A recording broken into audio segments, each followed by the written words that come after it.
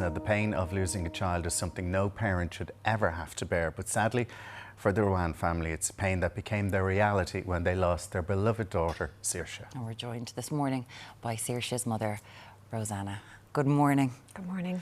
It's so lovely to have you here, and it feels so small just saying, how are you? How are you? Good, bad, everything in between. You know, it's... you have to get on with it. You have to get up every day and you have to keep moving. Because the anniversary was only last month. That's right. So that was a milestone for you to get over. It was, and it was very much, it was a first. Yeah. And it was very much like being sucked right back to that time and reliving it. It hit us like a ton of bricks. Were you not expecting that? No. You wonder what all the firsts will be like. And of course you'll be going through all the firsts forever. They don't all just happen in the first year. Yeah. But I wasn't expecting it, no. And it's that rawness that comes at you, and yeah, it's hard to describe, but it really knocked the socks off us, and it took us a few weeks to kind of, you know, regroup and get our strength back again.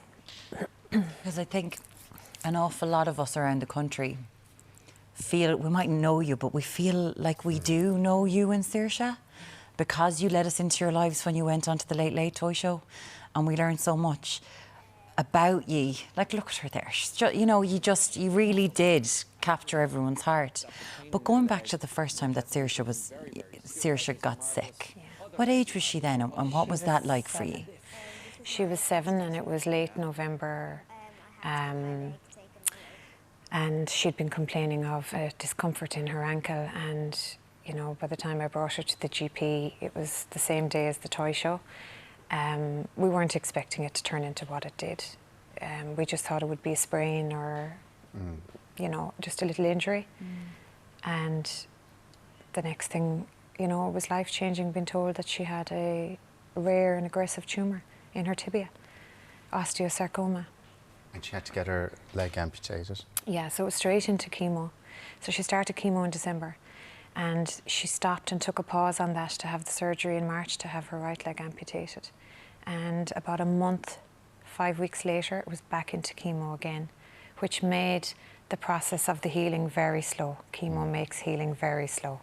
Okay. Yeah. So she wasn't just on a chemo journey or in Crumlin for chemo. She had so much more going on. I was thinking about this actually coming up in the car last night.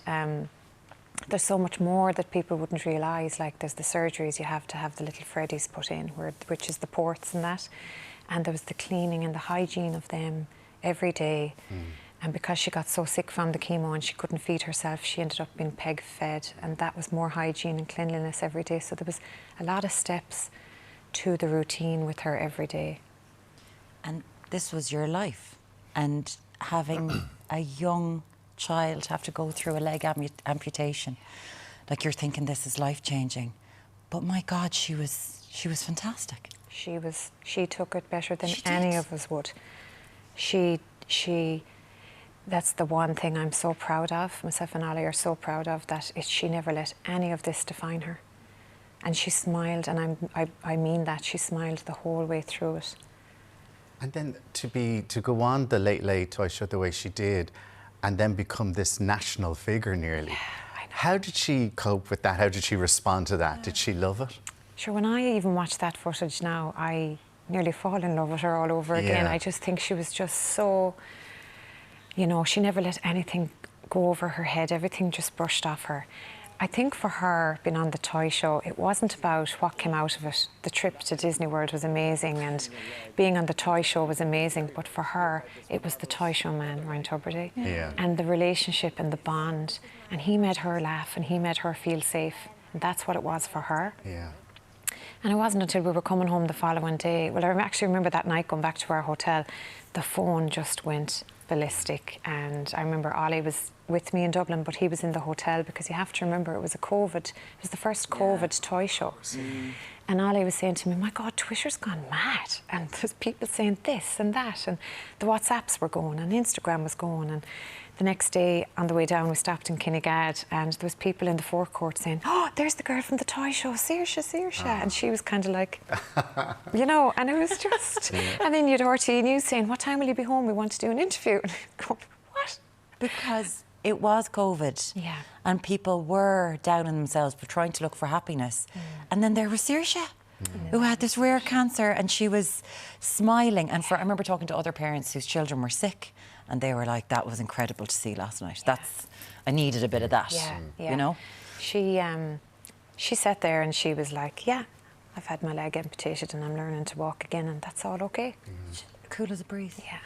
But then the cancer did return then, and the prognosis was like, this is not good. Yeah, so in May of 22, unfortunately, she got cancer in the lung. And that resulted in a reconstruction and a resection of her chest wall, which was a very major surgery. And she was in ICU for a week. There was the recovery from that. And then 11 months later, she relapsed and got it back in the same lung. And that was April 23. And that's when we sat down and the consultant said, "We can throw more treatment at her, but it's not going to work. And we can keep taking parts of her away, but cancer is not going to stop." And that's when it became a plan for palliative care. And did you actually sit down with her and Yeah. discuss this with her? Every conversation was with the consultant first, and he always advised us to not break the trust with her, and to be honest. And would she be in the room as well? Not for the initial conversation, because that was just too much. Too much, yeah. And then we would talk to her. We always tried to have those conversations in a hospital environment if possible, to try and keep home a safe space. Okay. So we did that as much as we could. But sometimes the phone calls were at home, in the spare room, where we'd have been to Dublin for the review, and you'd be sent home and you'd be getting a phone call later with the CT results. And that's kind of where it went then eventually through the palliative care, and towards the end, they would just kept finding more and more. What do you do with that? I'm sitting here listening to you, and I'd like to rip a wall apart. What do you do with that? I don't remember ever being resentful, or I remember thinking when we were going through the journey and all the times we got bad news. Sorry. No, take your time. I just remember thinking, you know, when you'd be driving out of Dublin, you'd be leaving Crumlin, and myself and Ollie'd be in the front of the car and she'd be in the back, oblivious and singing away because she wouldn't know the bad news yet. I just watch people walking on the street and I'd just be saying, "I wish I was them." Yeah. I remember that feeling of, I wish I was them. Their life could have been a complete mess. I didn't know that, but I just thought, I want to be them and not me right now. And that's the only feeling I remember feeling. And then I remember thinking, if Saoirse can do this, you know, we'll be with her every step of the way. And you did, and you wanted to create lovely memories. And I know there was a couple of days in London that were just that was amazing for you as a family. We did it all, I think, Ellen, in fairness. You know, we did Disney World and Lapland, and you had to... but I think in London, there was a realisation there that this was probably the last time the family were going to be out enjoying themselves the way you were. Because she was palliative care at that stage, and we weren't really meant to go too far. And she was at her best form, and I remember looking at her thinking, this is it now. When you're saying this is it, this is... I remember thinking, I was studying her across the lobby in the hotel, and I remember thinking, she's so good. And I had asked the doctor in April, would we see Christmas? And he said, possibly not. So I was looking at her thinking, how is she so good? But I remember thinking, this trip was so magical and so wonderful. I remember thinking, that's it now, that's our last trip. Wow. You did this, you went to her secondary school open day. Oh God, yeah. What was... You had to let her live as much of a normal life as you could. And that was so hard, because you knew she was never going to get there. But you had to let her enjoy the journey. And it was horrible. I remember going in and she was so excited, and the first room we went into was languages. And I found it hard. So to compose myself, I had to go into the corner and have a little moment, and then, right, pull yourself together now and smile, and off we go. And she skipped and hopped along with her friends thinking, you know, and there was no other school. This is where I'm going, she said. So we went along with it. She never actually knew that she wasn't going to get there. And how is that a new when you're there with her that day and walking out that door knowing that she will never walk back into it? You know, we kind of got used to that. I remember her asking us for a phone, and we pushed it out to your next birthday. And we knew that she'd never get the phone, but in her little head, she was going to get the phone. So wasn't that what it was all about? Yeah. But she didn't need to know. But this was a decision that you made, that she was going, and then you as her mother, your family, you knew. She even got accepted. She got accepted to the She school. even got accepted. And So she found everything's out she happening. got accepted. And then we had to face, we didn't need to, the whole world knew Saoirse passed. But just out of courtesy, we sat down and we wrote the email to say, you can give her space up now. Because maybe they didn't know what to do with that either, you know. It's a finality. Things like that you have to do. Oh, People don't so realise many. that. Yeah. So many. Even, I'll tell you a story now that's just come into my head, but let's say we were told, that she possibly wouldn't see Christmas. And we'd palliative care and we knew it was a matter of time, but not how long. You start to plan the end as much as you can because you don't want to be gone. And I remember one Saturday morning, Ollie left the house. He didn't tell, I knew where he was going, but he didn't tell anyone else. And he went into Anthony Ryan's in Galway to buy a funeral coat. Oh.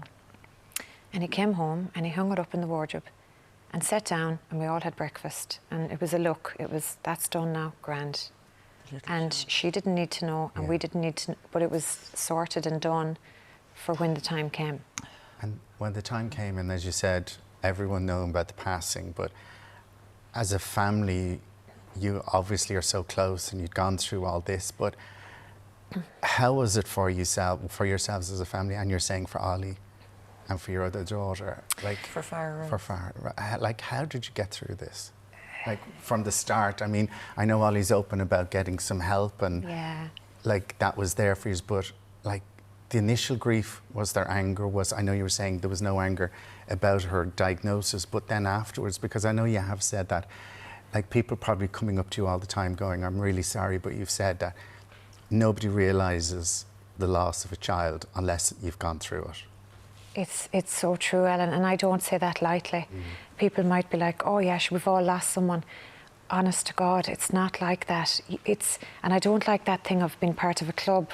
I don't like that saying, no one wants to be in any club. It's from befriending other people that have lost a child. You really, really don't understand it unless it happens to you. And it would have to happen to you. And I don't wish that on anyone. It's so horrific. Like her, you know, there's such a massive void in the house. Like her wellies are still in the basket where she left them. You open the press, her camogie boots are still there. I can't take her, delete her bit by bit. Her room is still there as she left it. And you live with that every day, even though you know she's not. Yeah, and we've a little digital photo frame on the side that all these pictures pass by. And when we sit down at night, I'd often say to Ollie, like, how is she such a big part of our lives and now she's not here? And then it brings me to ask myself, how did we get out of bed today, and how did we function, and how did we do as much as we do? And you get this guilt of living and functioning. Yeah. But then Farrah Rose deserves. Yeah. Your baby is still here. Yeah. And she goes to a garden. Yeah. She doesn't. Can you tell us about Saoirse's It's so garden? beautiful. It is. It's so beautiful. The night that we laid her to rest, a neighbour said to me, oh, I love Saoirse's garden. And I said, oh my God, what a lovely name. And it was there and then I decided that that's what we'd call it. I think it just took that coldness away from grave, and you know, I just thought for a child it was more fitting. So we've done as much as we can. You know, we make it pretty with flowers, and we organised for a little bench because lots of people were coming to visit and they were sending us DMs on Instagram. And then we thought, God, no, people have nowhere to sit. So Farrah Rose loves to pop down, say her prayers.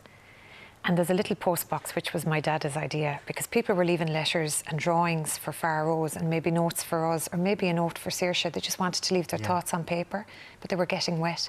So my dad said to me, you know, we should put in a little letterbox just to mind the things. So she loves going down and opening the letterbox. There could be sweets or a little card. It's It's such a a beautiful place, thing yeah. that you have done. I've heard you over the past year speaking in such an open way about something that most of us will never, ever, ever imagine. And God willing, people won't ever have to go through this. No, not that many people. But you do talk about grief in this incredible way, because it's something that you're navigating, something that you don't quite know. And you're doing, like you talk about this, you're doing an evening with Rosanna, which you've done before. Yeah. And you've got another one coming up on Friday, the 31st of May. Who is it for? And what's an evening like that for? An evening with Rosanna and Friends is where I am basically trying to put my arms around people that are going through grief and bring them into a space where they feel safe and feel seen. People have said to me, you have a way with words. You articulate. They'd say to me, you came on your stories today and you said what I can't say. Thank you. Or they'd say, because of you, I hug my kids tighter at night. Yeah. And all I'm doing is just opening my heart. I'm not trying to be something I'm not. I'm just opening my heart and telling people the way it is. Why hide it? Why brush it under the carpet? I'm trying to break the taboo on grief.